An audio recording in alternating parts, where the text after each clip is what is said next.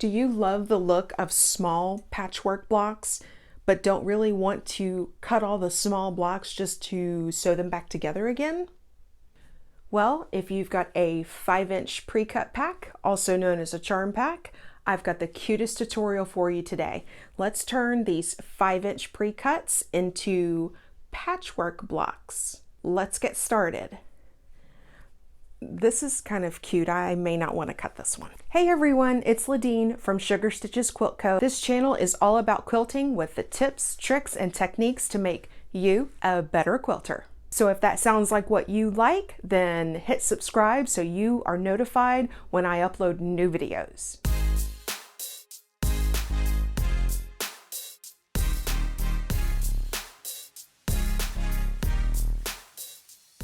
In addition to your sewing machine today for our tutorial, you're also going to need a few supplies.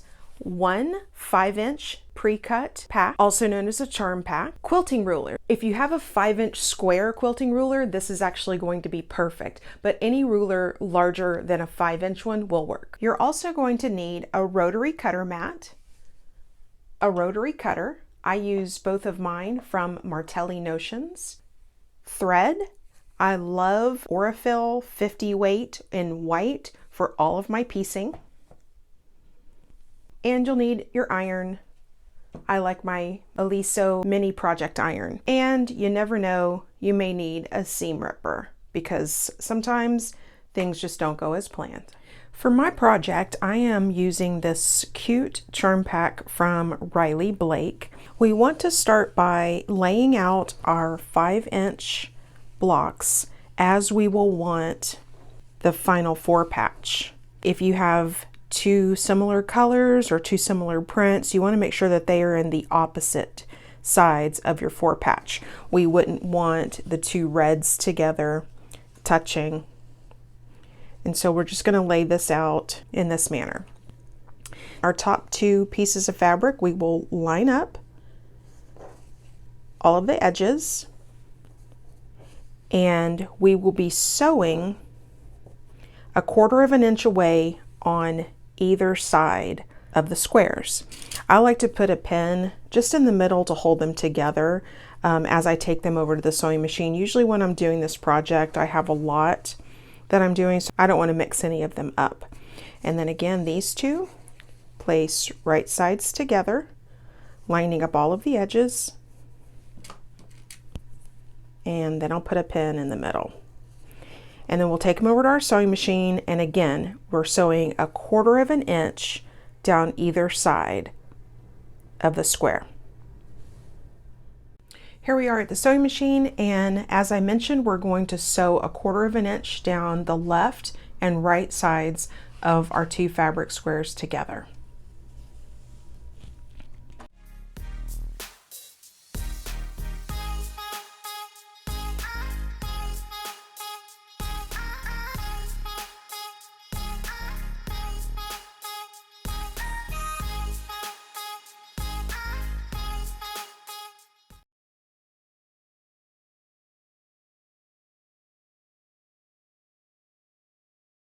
And now you can see we have our squares with 1/4 inch seam sewn on left and right. And let's take this back over to our workstation. Okay, we are back from the sewing machine, and we have our 4 squares. We have 2 of them sewn together. We have 2 pairs. So we're going to put one aside, and you just use one. And remember, we have our seams down the left and the right sides. So we'll place that on our workstation, and we want to cut down the middle of the 2 blocks. Remember, we're starting with a 5-inch square of fabric, so the middle will be at 2.5 inches. Make sure that your sewn lines are on the left and the right. So what I like to do is check down at the bottom, line everything up, and line everything up on the side at my 2.5 inch mark, and then we'll cut.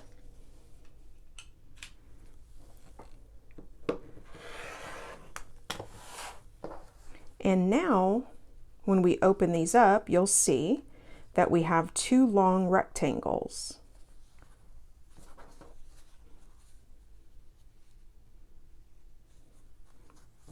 and we're going to do the same thing with our other square, making sure that our seams are on the left and the right side. Measuring 2.5 inches in and cut. And again, we have 2 rectangles. So we have a total of 4 of these rectangular units. And what we'll do is take these over to the pressing station and press our seams. Typically, when I am matching up patchwork, I like to press to a darker side. In this case, we don't really have a darker side, so I will just go ahead and press to the blue side. So I'll press these and I'll meet you back over here. We are back from the pressing station, and I have pressed my blocks to the dark blue side. And now we want to pair them up. So we have all 4 of our fabrics. You'll want to lay these out as you would want your 4-patch to look. So in this case, again, we want to make sure that our reds are in opposite corners and our blues are in opposite corners. And then we're going to place these right sides together. Okay, now this is a little strange, so just bear with me. So we have our nesting seams here. Because we've pressed them in opposite directions, we're able to nest them. And we are going to be sewing. We have our horizontal seam here on both blocks. We'll place these right sides together, and we will be sewing along the left and right edges of our blocks as we did before. However, you want to make sure that this seam that we've sewn in the first step is horizontal. You don't want it to be like this, sewing on the edge, because then you'll end up with a seam that doesn't make any sense. You'll place your blocks in this direction, the seam sewn horizontal, and we're going to sew on the left and the right sides of the block. What I like to do is just open this up and line these up nicely, making sure that that seam is nested, and then you can put a pin there.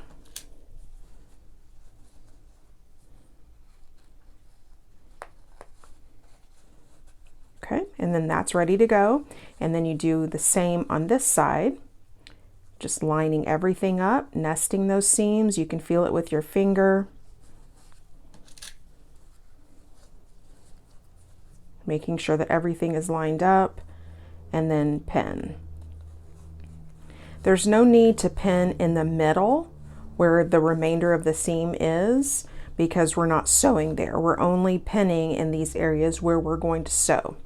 I'm going to do the same thing with my other set of blocks, and then we'll take this over to the sewing machine.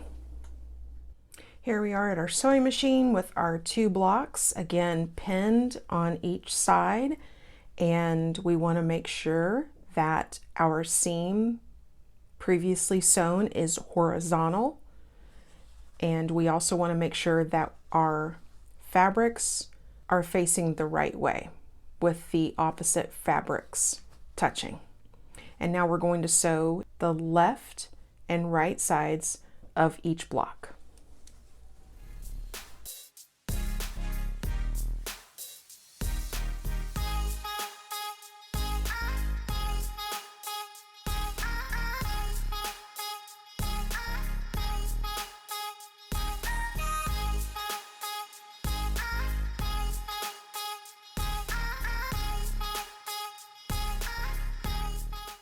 Now that we're done sewing, you can see that we have the horizontal seam that we did in the first step, and now we have a left and right seam. And this may look strange. Let's take this over to the cutting table for the big reveal.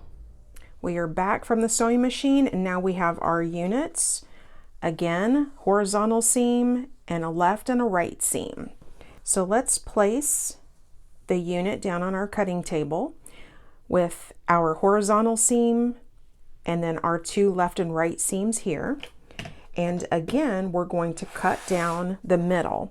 Now, we haven't changed the size of this square from this direction, it's still 5 inches. You can see here on my table, it's still 5 inches. So our middle point is still at 2.5 inches. So that's where we want to make our cut, just like we did in the beginning. And again, I like to line up on the bottom and on the sides before I make that cut. You can see here our horizontal line. Mine's a little off. That's most likely because of the pinked edges on the charm pack, but still we're okay because we have our line here, and we're going to cut down the middle of our block at 2.5 inches. And now this is where the magic happens. Ready? We have 2 pieces, and when we open them up, we have a 4 patch. There was no lining up of seams to nest other than those side seams. They're beautiful. And the great thing about this is by just using 4 pieces from a charm pack, you end up with 4 patches. I'm going to cut the second one.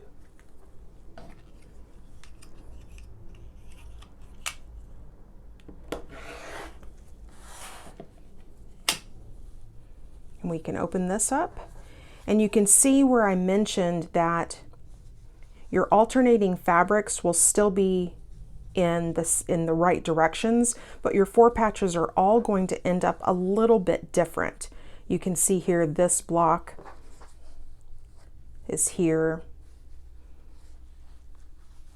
You can see this fabric is in this direction, but the rest of them are a little bit different. This one is the same, and this one is the same. So you'll end up with 2 identical pairs of your fabrics when you're done with this.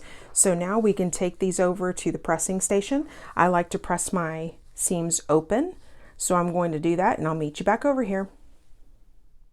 I am back from the pressing station, and look at these 4 patches, how adorable. We have 4 patches. Again, 2 of them will be the same and 2 of them will be different. You can see that our points in the center line up perfectly, and that is because we nested that seam before we sewed down the left and the right sides. I've pressed my seams open so that they will lie a little flatter, and you can just see that these turned out perfectly. Aren't those adorable? And again, if you have a lot of 4 patches to make, you get a variety with a charm pack. You get 42 squares, and you can literally just put them all right sides together and sew those seams, and then you only have to nest up the 1 seam, and you get all of these beautiful 4 patches. So it's a super fun project, and I hope that you try it out.